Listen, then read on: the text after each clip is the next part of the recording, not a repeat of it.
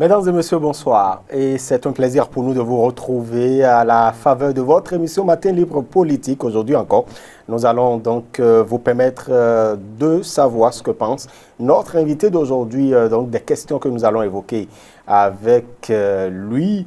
Et il est justement le représentant, sinon le porte-parole du parti La Renaissance Nationale. Vous savez, le parti La Renaissance Nationale fait partie de ces formations politiques qui soutiennent l'action du gouvernement, donc du président Patrice Talon.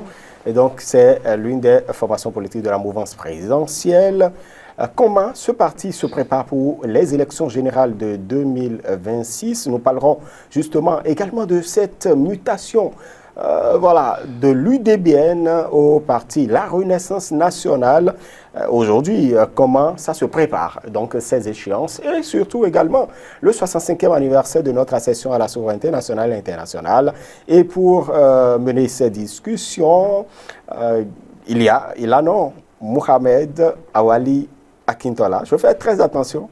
Docteur, bien évidemment, docteur Akintola, bonsoir. Bonsoir, monsieur Romuald. Merci pour la disponibilité. C'est un plaisir et un honneur toujours renouvelé. Voilà. Comment se porte votre parti, La Renaissance Nationale? D'entrée de jeu, j'ai dit bonsoir, bonjour, quel que soit le moment où nos auditeurs, nos téléspectateurs, nos internautes suivent cette émission. Oui. Merci également à votre groupe de presse pour tout le travail que vous faites pour la liberté d'expression, qu'elle puisse avoir place dans la cité. Et c'est également une grande occasion que vous donnez à nous qui sommes dans parti politique en République du Bénin, d'avoir un espace d'expression de nos opinions, mais également de diction de nos analyses de tout ce qui est sujet politique, sujet de société. Très bien. Renaissance nationale se porte bien. Vous l'avez dit tout à l'heure, le parti évolue au sein de la majorité présidentielle, donc fait partie des 4 partis politiques soutenant l'action du président de la République. Très bien. Et justement, vous avez été convié, comme tous les autres jeunes également. Et donc, comment ça s'est passé, cette rencontre avec le chef de l'État? En effet, le président de la République, à la veille de cette 65e commémoration de la cession de la République du Bénin à l'indépendance, à sa souveraineté nationale, le président de la République, le président Patrice Talon, a convié les jeunes des partis politiques, mais également d'autres mouvements politiques, d'associations, de mouvements sociaux, tous bords confondus, nous a conviés à une séance de réflexion qui nous a permis, autant à lui qu'à son gouvernement et qu'à ces jeunes-là, plus de 200 jeunes, au Palais de la Marina, ça nous a permis donc de faire un point d'étape en matière de progrès, du chemin qu'a parcouru notre pays depuis bien avant les indépendances, mais surtout après son accession à la souveraineté nationale, donc depuis, dans quelques jours, 65 ans.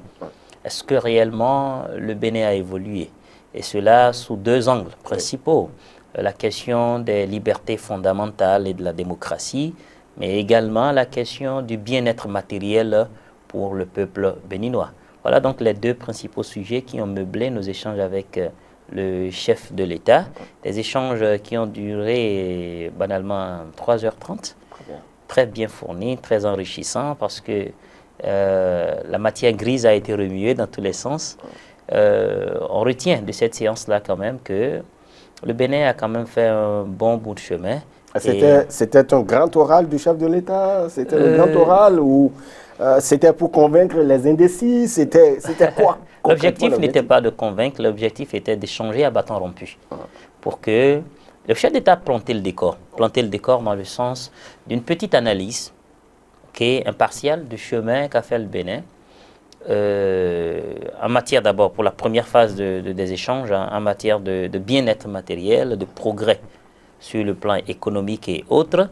Et après sa brève introduction, un bon pédagogue, il a fait un cours d'histoire remontant à la période coloniale, touchant surtout la question de la souveraineté, comment on l'a perdue au contact avec le colon, comment on a essayé de la retrouver dans les années 60 pour beaucoup de pays africains, puis ensuite comment on a été incorporé à l'AOF jusqu'à aujourd'hui. Puis a planté le décor par rapport à la question du progrès économique, a lancé la balle maintenant dans le camp des jeunes pour qu'ils puissent dire ce qu'ils pensent du chemin qui a été parcouru. Est-ce que le Bénin a réussi à avancer? Est-ce que le Bénin a progressé sur le plan de la sécurité à ses citoyens, sur le plan économique? Beaucoup se sont prononcés, comme je l'ai dit, de la mouvance de l'opposition, des centristes, mais également des mouvements sociaux qui sont apolitiques. Beaucoup ont apprécié le progrès qui a été fait depuis les indépendances, puis ensuite après le renouveau démocratique surtout. Apprécié beaucoup de réalisations du gouvernement en place qui trace une bonne courbe, promettant naturellement, si le cap est maintenu, un développement intégral sur le plan économique à notre pays. Beaucoup de questions, beaucoup de doléances. Donc le renaissant que vous êtes apprécie à sa juste valeur cette rencontre. Je préfère l'expression nationaliste parce que c'est l'idéologie même du parti Renaissance. Ah, le nationaliste, d'accord. En effet. Très bien. Et donc le nationaliste que vous êtes, vous appréciez à sa juste valeur cette rencontre qui intervient tout de même à la fin du mandat. Pourquoi à la fin du mandat? Je préfère voir l'événement qui est devant nous, qui est la session à l'indépendance, plutôt que la fin du mandat. Mais pris dans le contexte également de la fin du mandat, je me dis, il est de bon temps que le père de la nation échange, fasse le point, écoute l'appréciation de ses enfants sur le travail qu'il a abattu. Écoute à la fin du mandat. Bien sûr, pas qu'il y a manqué de moments d'écoute tout le long du mandat, puisque écouter quelqu'un, ce n'est pas forcément sous la forme de rencontres avec 200 jeunes à la fois. Donc, les partis politiques qui sont les principaux acteurs du jeu politique en République de Bénin ont en leur sein des représentants de jeunes, ont des organes, des mouvements de masse de jeunes, ont au sein des bureaux politiques des jeunes, et les partis politiques eux-mêmes ont des projets de société qui concernent surtout la jeunesse, qui portent la voix de la jeunesse. Donc, autant d'occasions pendant lesquelles le chef de l'État a déjà pu tendre la perche à la jeunesse béninoise et l'écouter. Donc, ceci n'est qu'un prolongement de cela, peut-être sous une autre forme. Donc, ce n'est pas un exercice qui est fait en retard, ce n'est pas non, c'est un exercice qui est fait et qui s'inscrit dans le prolongement de beaucoup d'autres qui visent le même objectif. Très bien. Voilà. Puisque vous parlez de jeunesse, je sais qu'au sein de votre parti politique, il y a beaucoup de jeunes, véritablement, mais on se pose parfois des questions sur la mutation, cette mue que nous avons observée de l'UDBN, donc au parti Renaissance nationale. Est-ce que c'est une nouvelle formation ou c'est la continuité de l'UDBN? Merci beaucoup pour la question. Il est très important de faire cette clarification-là. Renaissance nationale n'est pas un nouveau parti politique créé. Non. Les tests en République du Bénin prévoient que, à l'occasion d'un congrès extraordinaire ou ordinaire pour certaines formations politiques, le parti, dans un objectif d'adaptation aux nouvelles réalités, que ce soit l'environnement juridique, que ce soit les défis contemporains sur le plan économique et autres, le parti politique peut choisir de modifier ces actes fondamentaux que sont les textes du parti, les statuts, règlements intérieurs. Et tout ce qui s'y trouve peut être modifié. La charte des partis politiques donne ce droit-là, le code électoral le donne, je parle des lois électorales de façon générale, mais surtout les statuts du parti le permettent. Donc, le 16 décembre 2023, le parti politique UDBN est allé en congrès extraordinaire et a choisi après d'avoir fait un bilan de sa participation aux élections législatives de 2023, après avoir fait un diagnostic profond. Il résultait donc de ce diagnostic-là une nécessité de rebranding du parti. Une expression qui veut dire en marketing politique, rechemiser en fait le parti politique. Donc, le parti a décidé d'acter les décisions de ces commissions-là qui ont travaillé, les commissions de l'UDBN qui ont travaillé, et cela a résulté en cette mutation. Donc, changement d'attribut, de nom, de logo, de sigle, mais également une réadaptation de l'idéologie du parti. Donc, ce n'est pas un nouveau parti. Est-ce que cela relevait véritablement de cette soif des membres du parti ou bien justement de l'exécutif? Quand vous dites exécutif, vous parlez de l'exécutif du parti Exactement, exactement. Non, le congrès qui nous a réunis pour cette mutation-là s'est passé au Palais des Congrès et a connu une forte délégation des représentants à la base, donc plus de 1000 membres responsables à la base du parti qui étaient venus valider cela. Donc, quand je parle d'un diagnostic qui a été mené, regardez, nous sommes allés aux élections en janvier 2023 et ce congrès extraordinaire a eu lieu le 16 décembre 2023. Vous voyez le gap qu'il y a eu. Donc, ça a été une période de réflexion, de contact avec la base, d'échange avant que cette décision, et cela ne reflète que le désir des militants à la base et non une décision de l'exécutif qui vient s'imposer comme ça, venant de nulle part aux sections à la base. Donc, pour en arriver là, il nous fallait retravailler un peu notre discours, travailler également les attributs du parti, amorcer une nouvelle ère. Et n'oubliez pas que nous sortions d'une période électorale où le parti a subi de gros coups. À quelques mois, je dirais même à 3 mois des élections, le parti ne savait pas qu'il irait aux élections législatives seul. Nous savions que nous allions aller aux élections d'été, mais pas seul.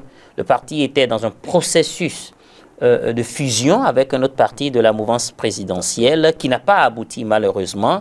Et donc à quelques jours... Justement, on se pose toujours des questions. Est-ce que c'est du fait des autres ou c'est de votre faute? Non, chacun tirera toujours le drap de son côté. Mais si UDBN a accepté à l'époque de fusionner avec un autre parti, c'est parce qu'il en a vu l'intérêt, c'est parce qu'il en a vu la nécessité.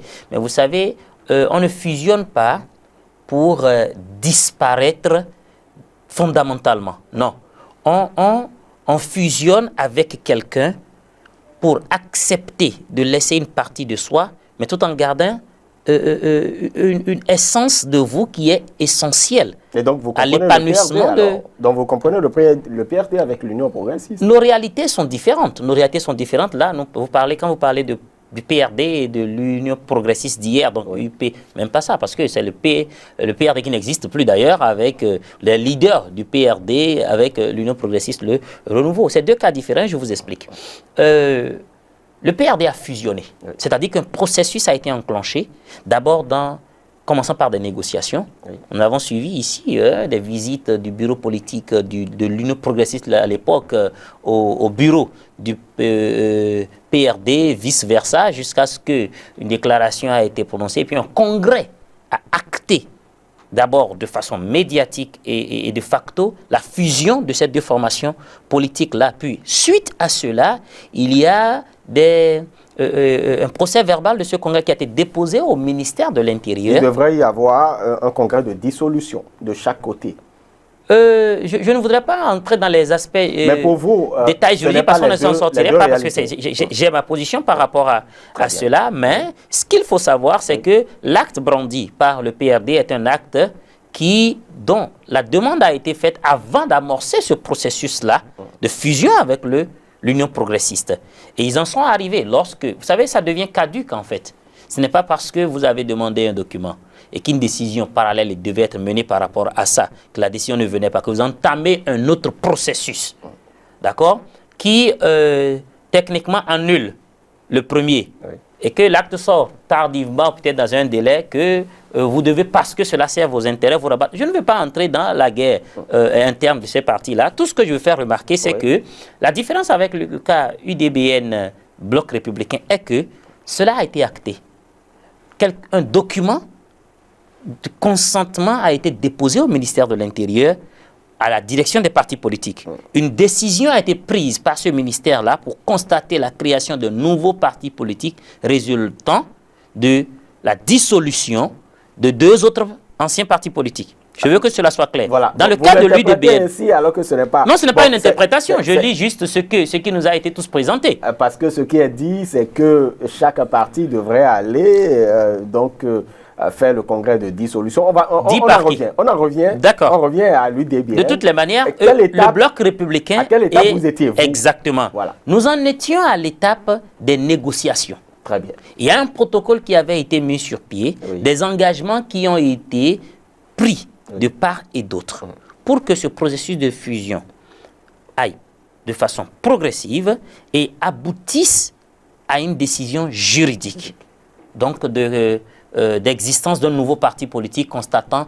la dissolution des deux autres et donc leur fusion en un seul parti politique. Mais dans le processus, les responsables de l'UDBN ont constaté que déjà en début de fiançailles, beaucoup d'engagements faits lorsqu'on était dans le copinage ont commencé à ne plus être respectés. Déjà que lorsque vous fusionnez, la moindre des choses, c'est que vos structures aussi fusionnent.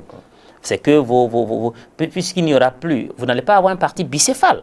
Mais déjà, on a remarqué à l'époque que les responsables du bloc républicain avaient commencé, sans égard pour les responsables de l'UDBN d'hier, à installer des cellules à la base, sans pour autant solliciter, voilà. D'abord solliciter la participation, inclure les responsables de l'UDBN. Plusieurs relances ont été faites pour attirer l'attention sur l'erreur qui était en train d'être commise et qui pouvait porter préjudice au processus qui était en cours, mais la sourde oreille a été constatée par les responsables de l'UDBN, donc de la part de ceux du bloc républicain. Et la décision, c'est de se retirer. Mais si vous avez comme l'impression, et puis à l'époque, n'oubliez pas qu'il y avait une communication qui avait commencé à être déroulée. Que ce soit formel, commandité ou pas, peu importe, c'est une communication, où on a commencé à dire, mais non, mais l'UDBN, ça n'existe plus, c'est mort cette affaire-là, et ainsi de suite. Donc, en toute responsabilité, puisque les salles de l'UDBN n'avaient jamais tué ou enterré leur parti politique, par voie du CIEPA et exploit du CIE, une requête a été formulée à l'endroit du ministère pour demander si, entre-temps, nous, UDBN, avions demandé à ne plus exister. Le ministère a été formel pour dire non, l'UDBN existe toujours, ok, tant mieux, puisque nous ne nous reconnaissons pas dans ce qui se dit sur la place publique, en toute responsabilité, parce que en allant à cette fusion-là à l'époque, oui, nous n'étions pas en train de travailler pour quelques individus. Non. Quel que soit le nombre de personnes au sein de ce parti politique, c'est des Béninois. Aucun Béninois n'est supérieur à un autre et ils ont des droits. Et c'est à juste titre pour exercer ces droits qu'ils ont choisi de se mettre en formation politique pour défendre des intérêts en fonction de leur idéologie, de leur mode d'action. Et toutes ces personnes-là ne pouvaient pas être trahies par le fait que les responsables de l'UDBN gardent un certain mutisme ou fassent un laisser-aller à ce qui se passait. Donc en toute responsabilité, le parti a décidé de préserver les intérêts des Béninois qui étaient membres de l'UDBN et donc se retirer d'un processus qui avait déjà mal commencé et donc qui n'augurait d'absolument rien de bon dans les mois à venir. Très bien. Et donc, puis par la suite, vous avez eu donc ce processus qui a conduit à la mutation du parti. Ben, vous avez quand même laissé quelques plumes quand on sait qu'il y a beaucoup de vos membres ou certains de vos membres et également des responsables qui sont partis. Ça a toujours été le cas. Ou du moins, qui sont restés de l'autre côté. Ça a toujours été le cas et ça continuera à être le cas tant que nous serons dans un état où on peut exercer librement son droit d'appartenance à tel ou tel parti politique ou le retirer quand on veut. Même si vous n'allez pas à une quelconque fusion, au jour le jour, nous voyons des gens qui ne se sentent plus à l'aise dans des partis politiques donnés et qui décident de quitter pour rejoindre d'autres avec lesquels ils se sentent beaucoup plus proches, que ce soit en matière d'affinité ethnique ou alors idéologique ou régionale ou intellectuelle. Et donc vous le prenez sportivement? Mais bien sûr que oui, ça arrive tous les jours, au même moment où des responsables de l'UDBN d'hier sont allés au BR, d'autres sont allés à l'Union progressiste, le renouveau, d'autres sont allés dans l'opposition. Tandis que de ces mêmes formations politiques-là, d'autres ont rejoint également le parti Renaissance nationale. Exactement. Voilà. Très bien. Parlons maintenant du parti La Renaissance nationale. Véritablement, qu'est-ce qui distingue ce parti politique des autres partis du paysage politique béninois? D'accord. La première chose, c'est sur le plan idéologique. Aujourd'hui, en République du Bénin, vous n'avez aucun parti politique qui a la même idéologie que nous. Vous avez des partis politiques, que ce soit de l'opposition de la mouvance présidentielle, qui sont d'idéologie social-démocrate, vous en avez qui sont libéraux, vous en avez qui sont, je ne sais pas, éco, mais révolutionnaires, si vous voulez, communistes, j'allais dire, excusez-moi. Le nôtre est d'idéologie nationaliste. Nous avons un ancrage social libéral, mais nous sommes fondamentalement nationalistes. Et nationalistes, ce que nous mettons en avant, c'est la souveraineté du peuple béninois. Et cela se lit d'ailleurs dans notre slogan où on dit « le Bénin pour tous », le Bénin d'abord, donc au-delà de tout, et la fierté d'être béninois. Nous aspirons à travers nos projets de législature, nos projets de société, à bâtir un pays dans lequel chaque citoyen béninois se sent fier de porter cette nationalité-là. Et être fier de porter cette nationalité, c'est que cette nation-là a atteint un niveau de développement qui fait toute votre fierté. Nous disons que le Bénin doit se concentrer sur lui-même, pas se renfermer, j'ai dit se concentrer sur lui-même pour amorcer son développement. Et il y a du génie, il y a des ressources qui peuvent permettre d'amorcer ce développement-là, toujours en République du Bénin. Donc nous sommes foncièrement consommons local, nous sommes assez portés sur les projets de développement interne que sont l'industrialisation, des projets de modernisation de l'agriculture, sans oublier bien sûr le volet social, parce qu'on se dit tout ce qui a été acquis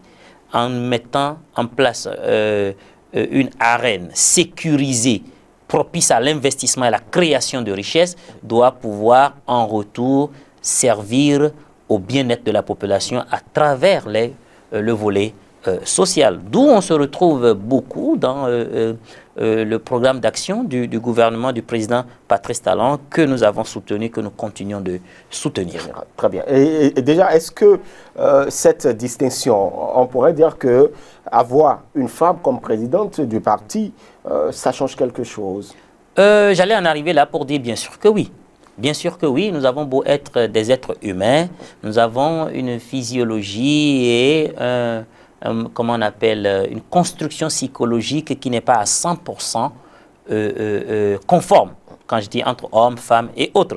Vous savez, le parti Renaissance nationale est le seul parti politique qui a à sa tête une femme en République du Bénin. Deux, nous sommes depuis quelques années en train de travailler beaucoup, partout d'ailleurs au monde, à la promotion, à la reconnaissance des droits de la femme, et nous donnons déjà, nous, un très bon exemple en cela. C'est d'ailleurs un parti politique, le seul d'ailleurs, dans lequel il y a plus de femmes dans le bureau national que...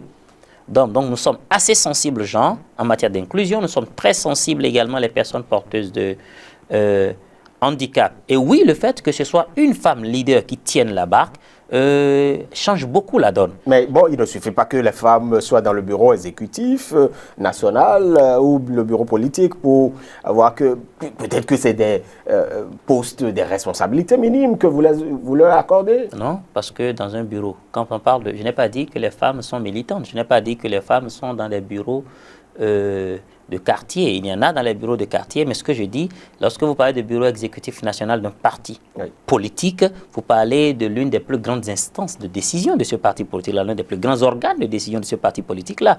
Donc, on ne saurait prendre des postes au sein de ce bureau-là à la légère. Vous savez que dans un cercle comme celui-là, il y a encore des cercles restreints, il y a des cercles plus restreints. Non, encore. Ce n'est pas le cas chez nous, ce n'est pas le cas chez nous. Et au sein de ce bureau national-là, lorsque je parle de femmes, ce n'est pas un remplissage de formulaires dans un guichet. Je parle de beaucoup de femmes qui sont docteurs, professeurs d'université, ingénieurs. Donc je parle de femmes capables, qui ont la tête sur les épaules et qui ne sont pas arrivées à ce niveau-là de décision politique par hasard. Elles n'ont pas été cooptées comme ça dans la rue. Ce sont des femmes qui sont à la hauteur du travail et à l'image de la présidente du parti. Donc, ce sont elles d'ailleurs qui représentent le moteur du parti et qui bougent beaucoup ce parti-là.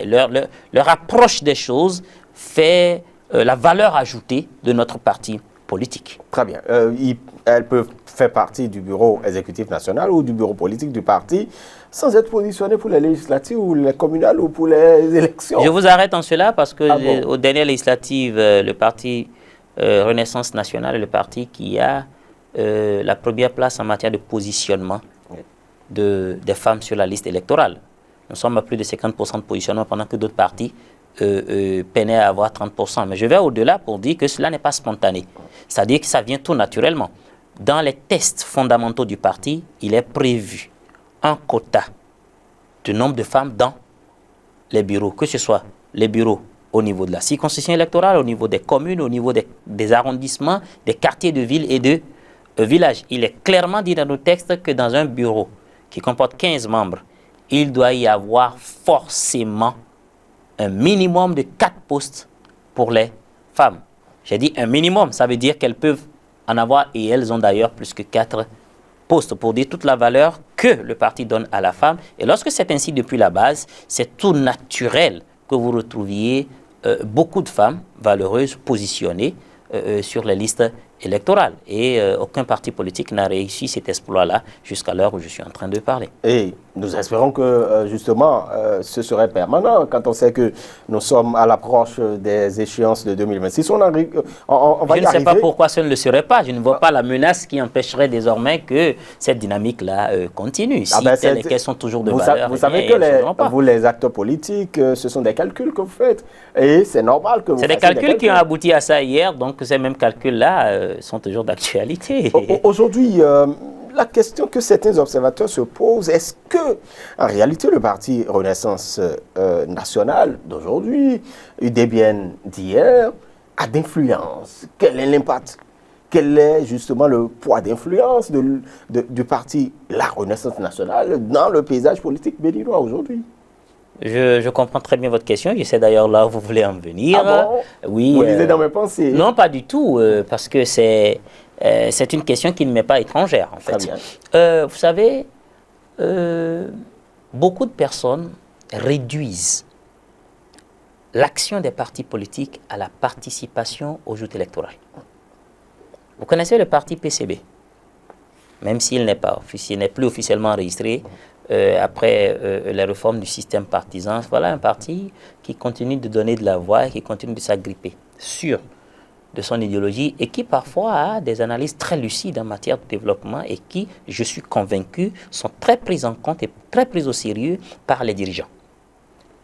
La vie d'un parti politique, le devoir d'un parti politique ne se limite pas aux élections pour qu'on l'évalue uniquement au fait qu'il ait pu lever tel nombre de sièges ou pas tel nombre de sièges. La grandeur d'un parti politique, c'est là que je vais en venir, ne se limite pas au nombre de personnes qui scandent le slogan ou au nombre de personnes qui adhèrent à ce parti-là. C'est peut-être un des facteurs, mais la grandeur réside d'abord dans la lucidité, la logique du parti, le projet de société du parti, la résilience du parti. Voilà autant de vertus qui font un parti politique. Parce que nous en avons vu en République du Bénin, et nous continuerons d'en voir, qui sont nés, qui ont grandi très rapidement, sont devenus des partis, les premiers partis du pays, mais qui ont explosé du jour au lendemain. Et oui. Et nous en avons encore aujourd'hui qui sont des mosaïques de plusieurs partis politiques. Et nous ne savons pas ce que le sort leur réserve. Contrairement à un parti comme Renaissance nationale, qui est comme un roseau qui ploie, mais qui ne rompt pas depuis toute cette période-là. C'est en cela que vous devriez comprendre que le parti s'en tient à quelque chose, est sûr de son idéologie, sait où il va et ne se laisse surtout pas désorienter. Mais la résilience, le poids politique, en fait, on vous pèse également par rapport aux élections. Je suis parfaitement d'accord. Et donc, certains n'ont pas tort de pouvoir juger sur le résultat des élections. Je ne rejette pas en entièreté cela. Les résultats à des élections sont la résultante de plusieurs facteurs. Plusieurs facteurs, autant endogènes qu'exogènes à un parti politique. Plusieurs facteurs qui sont bien plus nombreux que la grandeur d'un parti politique ou pas. Vous savez qu'à la veille des élections, on en a connu. Un grand parti politique ou un soi-disant grand parti politique, à cause du nombre de personnes ou du nombre de bruits qu'on fait ou du nombre de missions qu'on fait ou alors du nombre de sorties politiques qu'on fait, peut se retrouver émietté. Parce qu'il y a des intérêts de plusieurs groupuscules qui ne sont pas satisfaits. Et c'est surtout l'erreur que nous commettons parce que c'est parce qu'on pense que tel parti n'ayant peut-être pas d'élus aujourd'hui, mais le parti UDBN en a eu. Ce n'est pas nouveau. Le parti UDBN en a eu. Nous avons subi le revers de la réforme du système partisan, il faut le reconnaître, et nous prenons cela comme un défi. Parce que nous sommes partants pour le fait qu'on assainisse l'arène politique béninoise. À nous donc, comme on le dit, de ceindre les reins et de remonter la pente et c'est ce que nous sommes en train de faire au jour le jour. Mais nous préférons bâtir sur des fondations solides. Nous ne sommes pas un parti politique qui ramasse la foule. Non, nous sommes beaucoup plus pour la qualité de l'individu. Ah, pourtant, vous avez une foule aussi. Hein? Je le dis, non, je le dis lorsque vous faites une comparaison A, ou que certaines personnes, si vous voulez faire une comparaison A, c'est ce que je veux pour le moment. Nous préférons que la qualité y soit, et la qualité attirera la quantité. Et toute quantité qui viendra ne fera que se conformer à la qualité de base. Comme ça, même en devenant énorme sur le plan des adhésions, oui. Nous ne craindrons pas de nous effondrer comme un château de cartes, ce qui est la grande crainte de plusieurs partis politiques aujourd'hui. Je récapitule donc en disant oui. que nous, et c'est ce qui devrait être le cas pour tout le monde, ne voyons pas la grandeur d'un parti politique, ou ne limitons pas l'évaluation de la grandeur d'un parti politique au nombre d'élus locaux ou encore au nombre de membres entre griffes de ce parti politique-là. Il y a beaucoup d'autres choses qui définissent la grandeur, comme l'idéologie, comme une vision claire, comme la logique et la cohérence dans le débat. Et surtout, quelle est la finalité d'un parti politique? Ce n'est certainement pas ce que tout le monde pense en premier lieu qu'on met dans nos statuts. Conquête et exercice du pouvoir. Ça, ce n'est qu'une étape de la chose. On conquiert et on exerce le pouvoir. Pourquoi? On conquiert et on exerce le pouvoir pour le bien-être du peuple. Et aujourd'hui, le Parti Renaissance Nationale peut se taguer d'être meilleur acteur, donc grand parti en matière d'impact sur le quotidien des Béninois, sur le progrès du Bénin que beaucoup d'autres partis qui sont des partis entre griffes de foule et donc des partis soi-disant grands. Certains internautes ne comprendront pas en réalité ce que vous dites quand vous dites que vous avez une certaine emprise sur le quotidien des Béninois. Je développe si vous voulez. Il y a des illustrations. Bien sûr que oui. Véritablement la première des choses, je l'ai dit tout à l'heure, c'est que nous faisons partie d'une majorité présidentielle. Ouais. Ça veut dire que notre parti est consulté par l'exécutif, fait des propositions à l'exécutif, attire l'attention de l'exécutif sur sa gestion quotidienne. Donc nous avons un couloir privilégié que tous les partis politiques en République du Bénin ou tous les acteurs politiques n'ont forcément pas. Et nous le faisons en conformité avec notre vision du progrès, avec notre vision du développement du Bénin. Nous ne viendrons pas chaque fois scander à la face du monde, vous savez, telle loi qui a été prise, nous en avons été, comment on appelle, insufflateur de l'idée, ou alors nous avons milité pour que telle décision qui va à l'endroit des jeunes ou à l'endroit des femmes ou à l'endroit de l'industrialisation. Il faut le dire parce que certains de vos adversaires politiques le disent très clairement. Oui, nous avons... Et surtout, si vous n'avez pas d'élu à l'Assemblée nationale, il faut pouvoir dire que vous avez été quand même une source également. C'est être puéril. C'est être puéril, c'est manquer de maturité politique que de venir scander. Ce sont comment on appelle, des éléments de propagande. Et vous en connaissez qui mentent beaucoup d'ailleurs et qui se font démentir par d'autres, ainsi de suite, lorsqu'ils ont fini de dire et qui s'attribuent la paternité de beaucoup de choses dont ils ne connaissent même pas l'origine. Il y a quelques semaines, nous avons tenu 4 semaines, je crois, nous avons tenu une académie politique. L'académie politique des législatives et des communales, en prélude aux actions à mener dans le cadre du calendrier électoral que nous avons élaboré pour les élections législatives et communales. Et pour tous les membres qui étaient là ce jour-là, nous avons quand même pu toucher du doigt et faire un bilan de notre participation à l'implémentation de l'action gouvernementale depuis 2016 à aujourd'hui. Voilà, donc quand je parle d'impacter mieux que beaucoup d'autres partis politiques le quotidien du Bénin, du Béninois lambda, le progrès du Bénin, le développement du Bénin, c'est surtout de ça que je parle. Parce que nous estimons que au sein de le quotidien du Béninois, vous savez que le quotidien du Béninois, c'est également dans le boire, dans le manger, dans la générosité, dans les œuvres sociales. C'est d'abord ça le quotidien. En effet. Et vous estimez qu'il n'y a pas suffisamment d'œuvres sociales? Donnez-nous des illustrations. Je sais que beaucoup de personnes ont scandé un peu dans un passé récent, même s'ils sont aujourd'hui en train de changer d'avis, que le gouvernement actuel n'est pas un gouvernement suffisamment social. Il ne faut pas faire une confusion entre la finalité d'une action et la nature de l'action.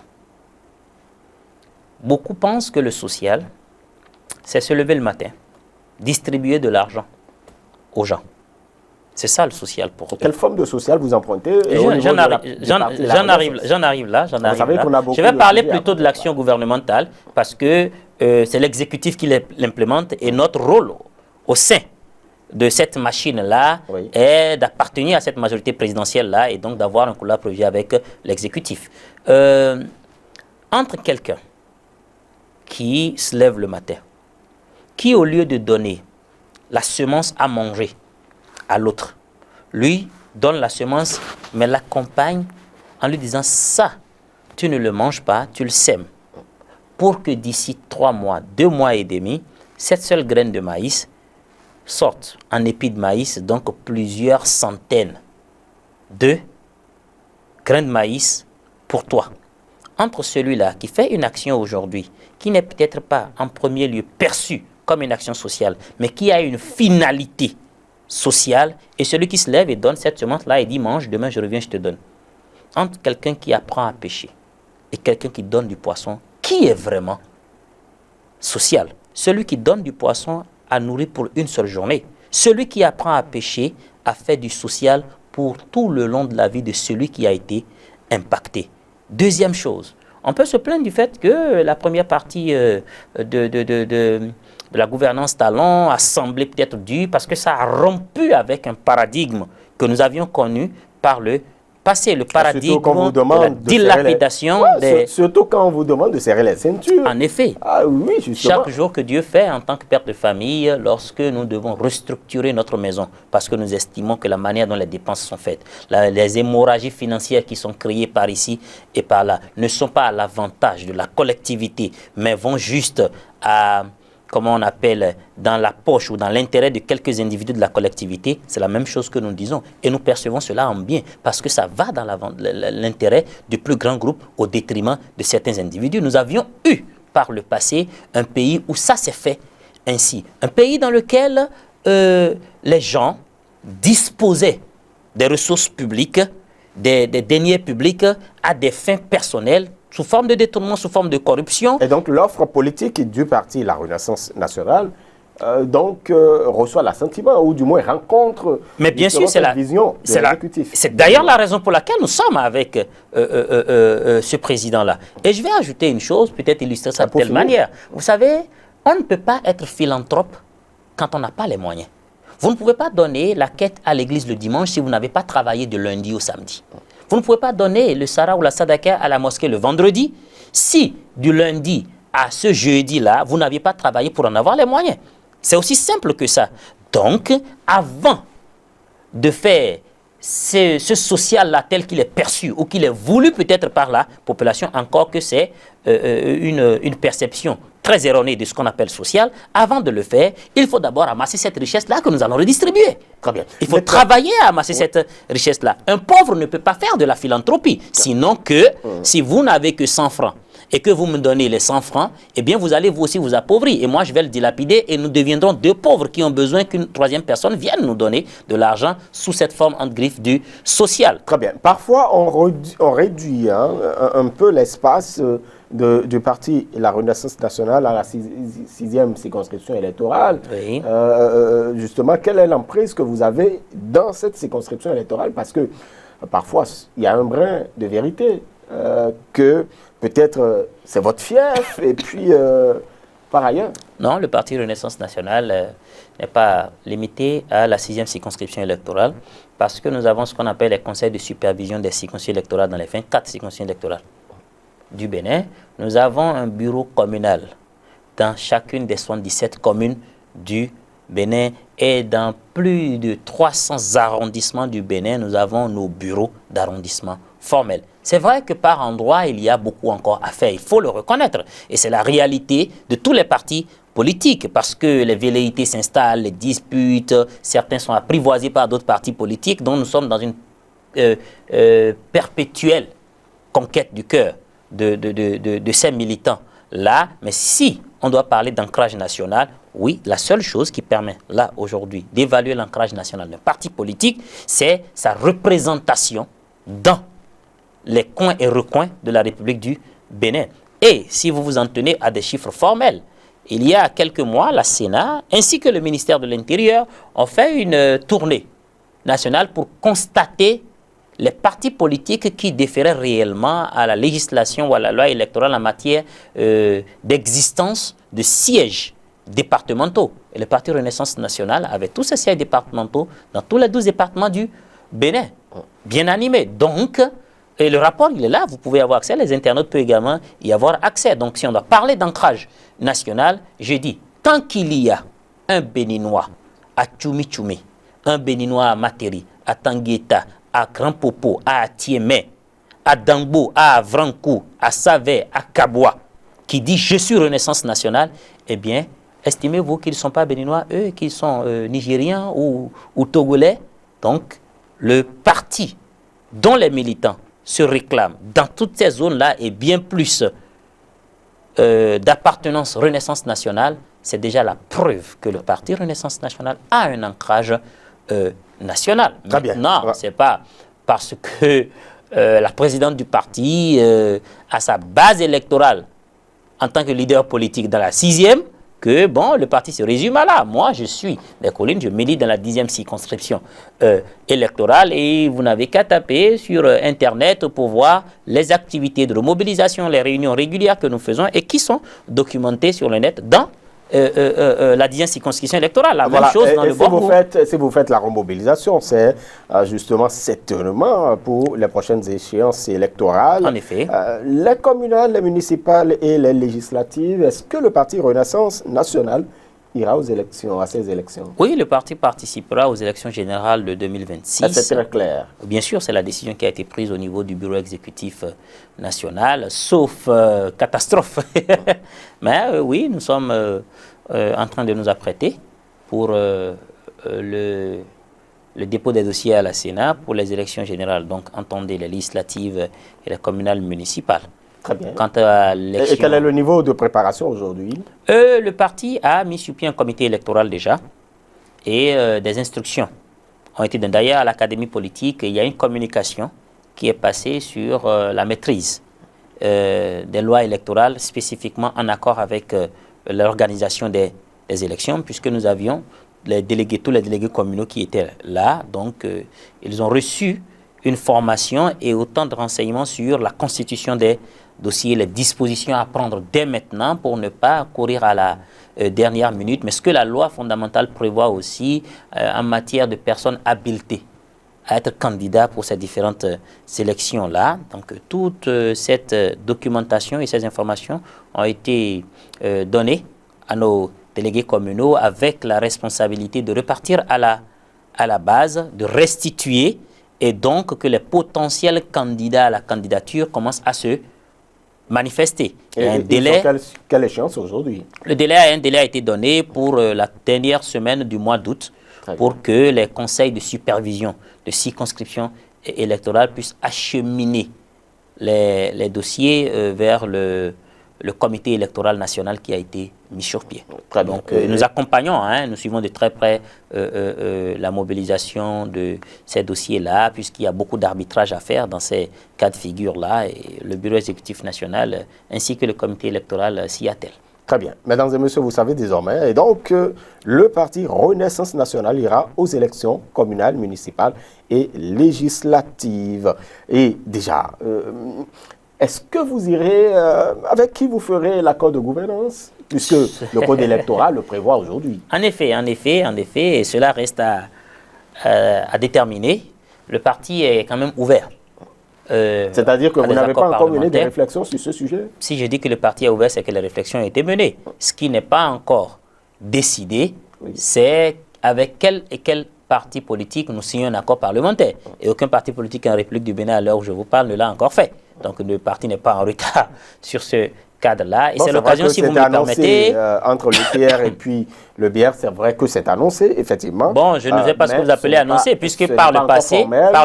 Déjà, au lendemain des élections 2020, ces deux partis-là, de façon tacite, avaient déjà une sorte d'accord de gouvernance au niveau local, dans les collectivités locales. Et puis ensuite, il y a eu une réunion, même il y a des mois de cela, où des accords ont été signés, mais il ne s'agissait pas d'accords parlementaires. L'accord parlementaire prévu par l'article 146 nouveau du Code électoral parle d'un document qui sera signé et donc déposé lors du dépôt des dossiers à l'Assemblée nationale. Et si vous me le permettez, c'est peut-être l'occasion de revenir rapidement sur la compréhension que nous devrions avoir de cette disposition-là. C'est que, en l'état actuel, le code électoral dit que si un parti politique décide d'aller, et là je vais parler surtout des législatives, il faut comprendre que les dispositions pour les communales et municipales n'ont pas changé.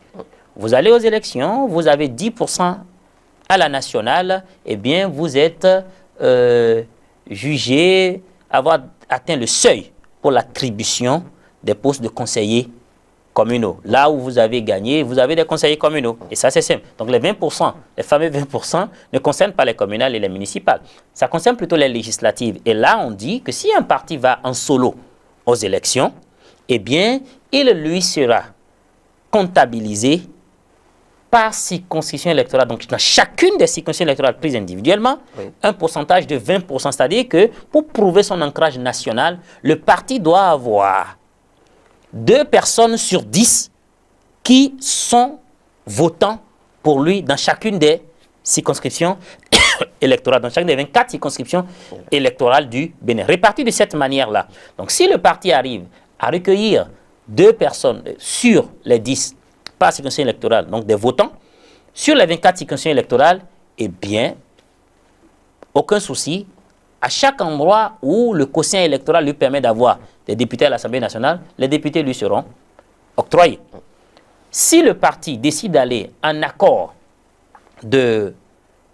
parlementaire, et je dis, la loi n'interdit pas, d'abord ne limite pas le nombre de partis qui peuvent faire un accord parlementaire et ne cloisonne pas la catégorie des partis qui peuvent faire un accord parlementaire. Quelle que soit votre idéologie, quel que soit votre bord, que vous soyez de l'opposition de la moi, vous pouvez faire des accords parlementaires. C'est-à-dire que le parti Renaissance nationale peut faire, par exemple, un accord de gouvernance avec les démocrates, par exemple. C'est-à-dire que tous les partis de la mouvance et tous les partis de l'opposition peuvent faire un accord de gouvernance unique et déposer à la Sénat pour aller aux élections. Je ne sais pas si vous me comprenez. J'ai dit la même chose. Voilà. Donc, je vais au-delà. Je ne parle pas seulement de un parti de l'opposition, un parti de la mouvance. Tous les partis politiques peuvent en République peuvent le faire. Et dire, nous entendons pour faire un seul. L'accord de gouvernance... Est-ce qu'il peut arriver que la Renaissance nationale puisse le faire avec un parti de l'opposition? Mais bien sûr que oui, puisque j'ai dit que, en fait, l'accord... Oui, dans la pratique, moi je parle de la pratique. Bien sûr, l'accord parlementaire, vous savez ce que ça veut dire? Ça ne veut pas dire fusion. Ça ne veut pas dire nous fusionnons nos listes. Ça ne veut pas dire nous changeons, nous fusionnons nos partis politiques, ou nous changeons les termes. Non, ça veut simplement dire... C'est-à-dire que lorsque nous serons à l'Assemblée nationale, on va s'entendre pour diriger ensemble. Lorsque vous êtes de la mouvance présidentielle, vous faites un accord parlementaire avec, par exemple, un parti de l'opposition, par exemple. Vous irez dire quoi sur le terrain? Comment vous défendrez cela, par exemple? C'est très simple. Lorsque vous parlez de parti de l'opposition, c'est l'opposition à qui? Est-ce que Renaissance nationale s'oppose au parti Les Démocrates? Est-ce que le parti les LD est un opposant au parti Renaissance nationale? Non. Renaissance nationale est partisan de l'actuel président de la République. Le parti LD s'oppose à Patrice Talon. Est-ce que nous nous comprenons? Et lorsque nous serons aux élections législatives prochaines, il n'est pas question de Patrice Talon. Patrice Talon n'est pas candidat. Patrice Talon n'est pas président de parti politique. Vous défendrez son bilan tout de même. Je suis d'accord. Et ce serait quand même, je vais dire, impensable, incongru, que même un parti de l'opposition aille dire que quelque chose qui a été fait pour le bien de la population est négatif pour cette population-là. Ce parti se ferait lapider. Vous ne connaissez pas l'offre politique. On n'en est pas encore là. Bien évidemment, Mohamed. Donc, pour dire que lorsque les partis seront en accord parlementaire, l'accord parlementaire veut simplement dire nous nous entendons après pour gouverner ensemble. Mais chaque parti politique ira avec sa liste aux élections. Et donc, les partis coalisés devront, pour être pris en compte dans la comptabilité des 20% par circonscription électorale, devront avoir d'abord un seuil national de 10%. Donc, si un coalisé n'a pas les 10%, c'est qu'il est disqualifié du cumul. Et c'est après avoir vérifié ces 10% des partis coalisés maintenant qu'on prend ensemble les suffrages exprimés pour tous les partis de la même coalition ayant atteint les 10% à la nationale pour définir le seuil des 20%. Avez-vous évalué véritablement ou apprécié cette disposition du code électoral? Vous savez que ça crée énormément de problèmes, où ça soulève un certain nombre de réactions au niveau de l'opposition notamment, qui demandent sa relecture.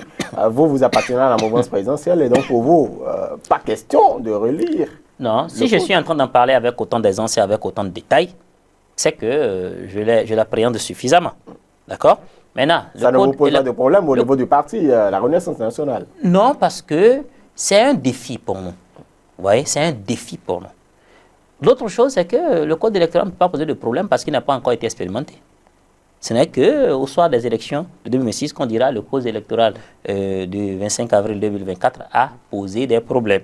Ça peut soulever des inquiétudes. Et ce que j'explique, je suis en train simplement de dissiper ces inquiétudes-là pour dire, oui, l'opposition va clamer, est en train de clamer pour dire le code est chrysogène. La crise viendra de quoi?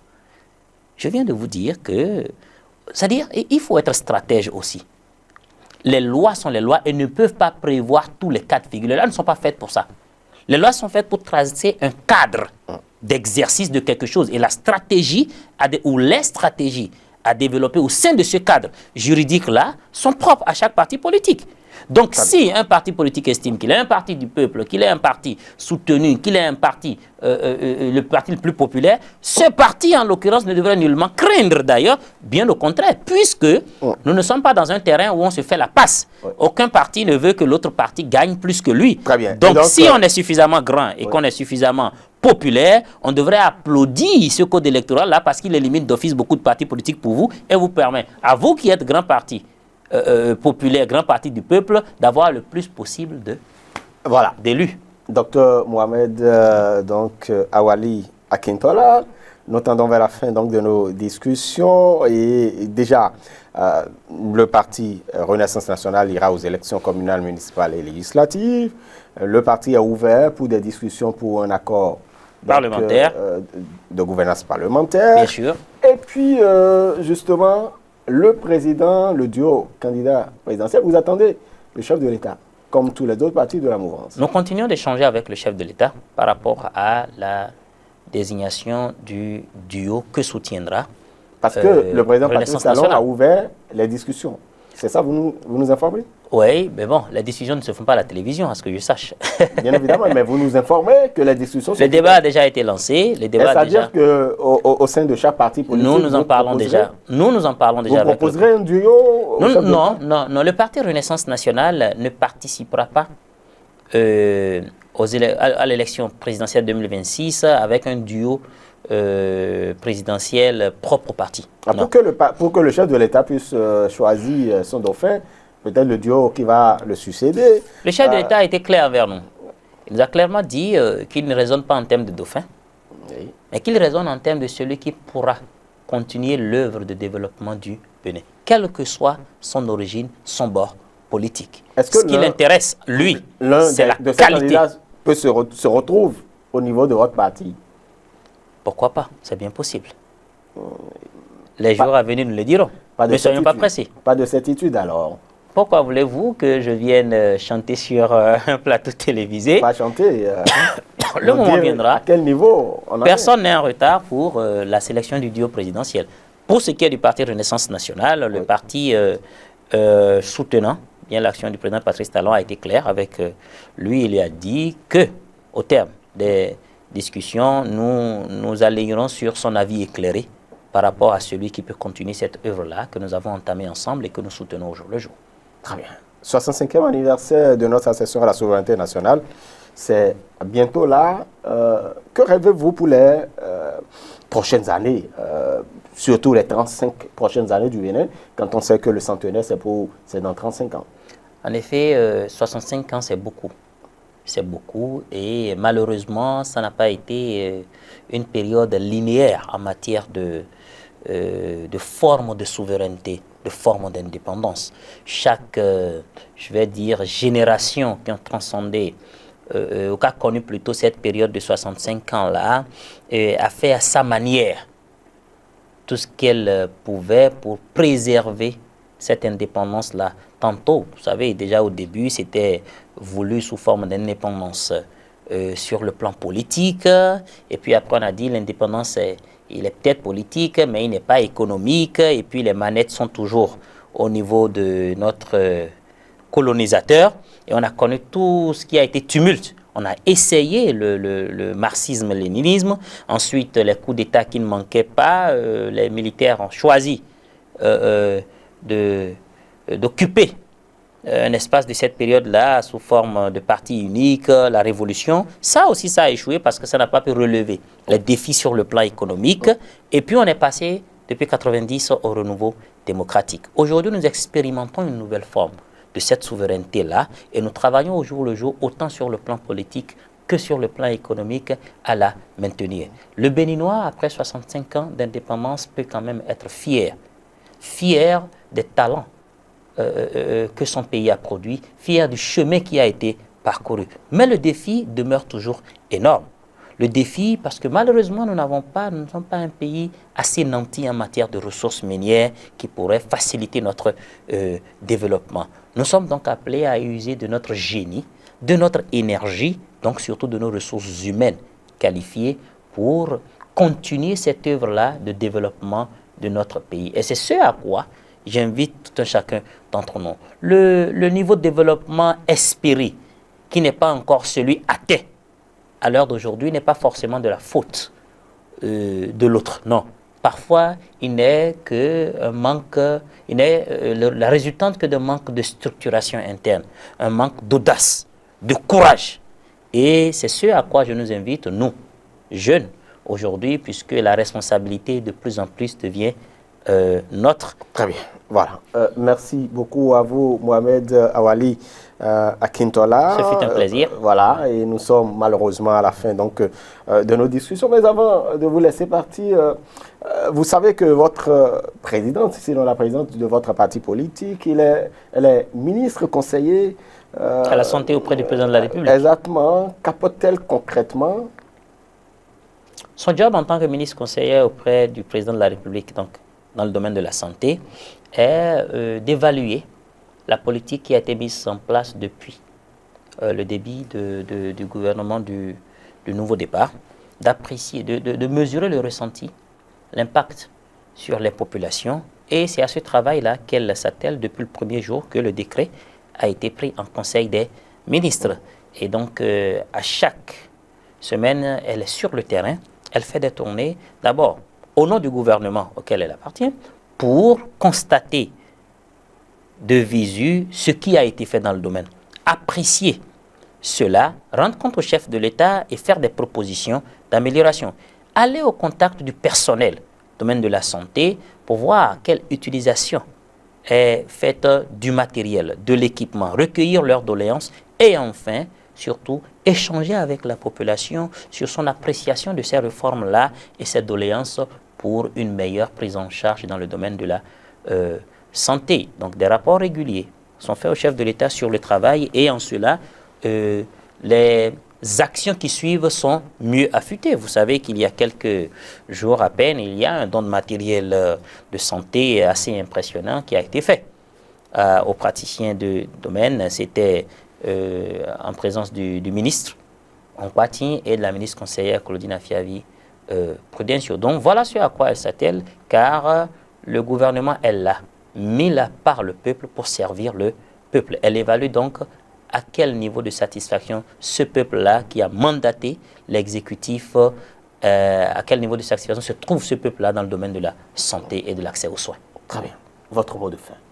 Merci à vous, merci au peuple béninois. 65 ans, c'est dans quelques jours pour nous. La dynamique continue et nous ne travaillons pas que. C'est une invite que je suis en train de faire en même temps. Nous ne travaillons pas que pour notre génération ou que pour le présent.